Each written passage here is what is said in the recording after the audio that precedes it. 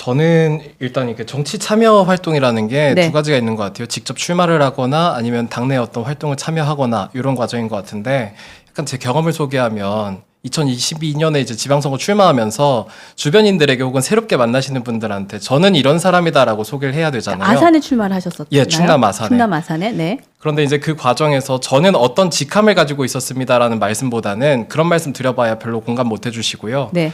그런데 저는 이제 대통령 선거 과정에서 이렇게 용기 있게 말을 좀 전했다. 그리고 여태까지 그렇게 기죽고 살지 않았다. 솔직한 말 다 할 수 있는 사람이다. 이런 말씀에 되게 공감해 주시는 분들이 많았거든요.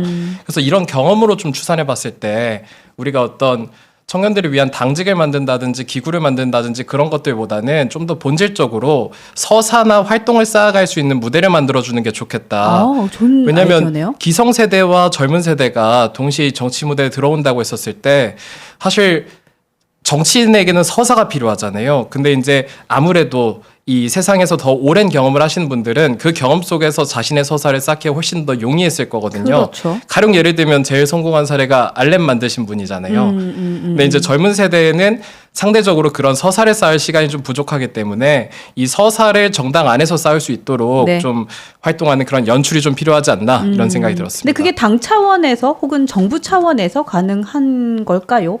누가 해야 될까요? 그 주체는? 예를 들면 이제 좀 성공적인 사례로 본다면은 우리 이번에 옆에 있는 부대변인도 계시지만은 대변인을 임명하게 되잖아요. 그냥 근데 그 임명 과정에서 지난번 우리 2021년에는 공개 선발이라는 과정을 거치면서 그 과정에서 엄청난 서사들을 많이 만들어냈었거든요. 그리고 그 과정에서 인지도가 높아진 대변인들은 훨씬 더 방송 무대에서 자신의 주장을 할 수 있는 기회를 더 크게 얻었었고 그들이 출마를 했는지는 모르겠습니다만은 출마를 했다면 아마 엄청난 그 서사적 측면을 좀 도움을 받았을 겁니다. 그래서 서사를 만들어낼 수 있는 연출이 필요하다 이런 생각이 좀 들었습니다. 네, 좋습니다.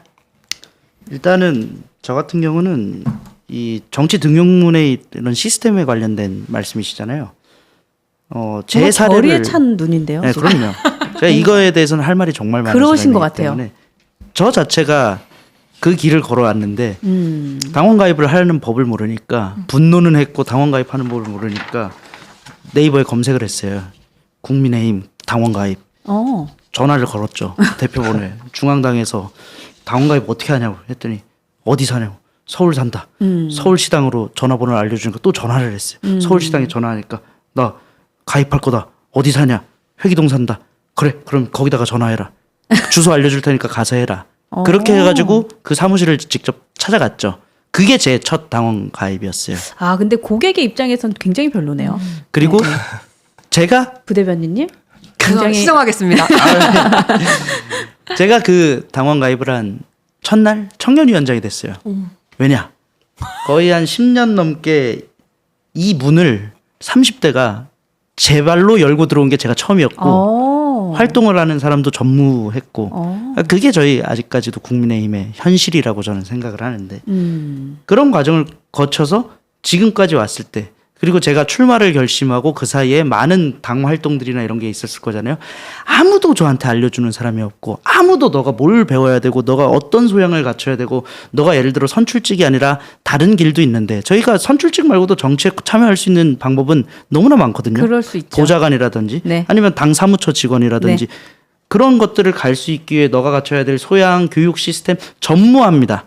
아무것도 없습니다. 그래서 몸빵을 이렇게 이어지네요. 그렇죠? 맞습니다. 그런 과정이 너무나도 오랜 시간 반복되다 보니까 중간에 낙오하는 청년들이 정말 많아요. 말씀해 주신 것처럼 현실적인 문제가 가장 먼저 오거든요. 그렇죠. 결국은 나이는 차고 시간은 흐르고 내가 당에 봉사를 하고 희생을 하지만 결국은 돌이켜봤을 때 나한테 남는 게 없는 경우들이 너무나도 많아요. 그래서 전문직 분들만 남으시는 것 같아요. 그러니까 변호사라든지 이런 직업은 병행이 어느 정도 가능하시니까. 그렇죠. 그러니까 내가 살 것이 있고. 맞습니다. 그러니까 내가 여기에서 당의 일을 당에서 돈 받지 않아도 맞습니다. 그냥 활동할 수 있는 여건이 되니까. 그래서 저도 가지고 있던 한 1년의 경력 공백이 사실 인생 처음이거든요.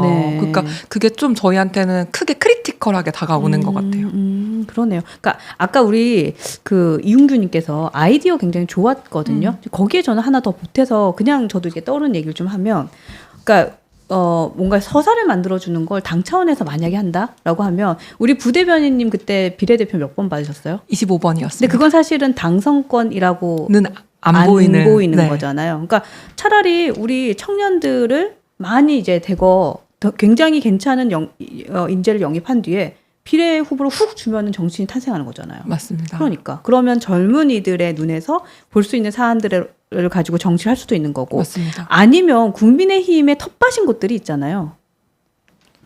네. 네, 거기 전략 공천을 청년들을 줘도 되는 거 아니에요? 사실 그런 거를 조금 더 기대를 많이 했었던 것 같습니다. 그러니까요. 그러니까 그런 다양한 방법들이 또 당에서도 있을 수 있고, 그다음에 정치적으로 이제 정부에서도 청년 정치인을 육성하겠다라는 생각만 든다면 사실 충분히 할 수 있는 것들이 굉장히 많지 않을까? 근데 이제 들어요. 이 부분에서는 당이 좀 반성을 해야 된다라고 생각을 하는 게 그래요? 지난번에 자유한국당 당시에 그 당협위원장은 사실 어떤 차후의 총선에 있어서 공천에 좀 유리한 고지를 좀 점할 수 있는 것인데 네.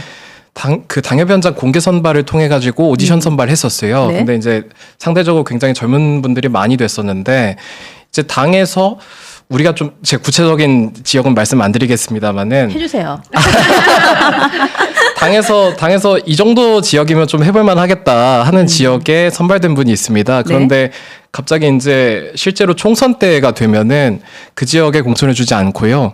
퓨처메이커스라는 이름으로 험지로 좀 보내려는 시도를 계속했었거든요. 근데 이게 보통 이제 당에서 정말 가진 것들을 내려놓으면서 이 기득권을 젊은 세대에게 주는 시도를 하려고 한다면은 네.